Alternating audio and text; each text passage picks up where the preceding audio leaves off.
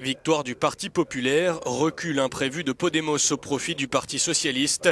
Fernando Vallespín, directeur de l'Institut universitaire Ortega y Gasset de Madrid, analyse la situation politique en Espagne. Il s'attend à une législature instable et s'étonne de la renaissance du bipartisme classique. Ce fut une grande surprise et on devra méditer sur les causes, dit-il. Selon moi, ce qui a en partie influencé le résultat, c'est un climat de peur que l'on percevait dans certains groupes du centre et du centre-droit. Une peur que Podemos puisse devenir la deuxième force nationale, puisse même éventuellement être en capacité de gouverner dans le cas où le Parti socialiste était prêt à cela. Je pense que cela va être une législature très instable.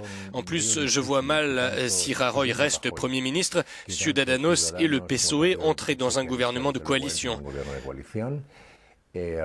Rajoy va probablement obtenir l'investiture sans faire de grandes concessions, mais en échange, le PSOE continuera d'être le leader de l'opposition.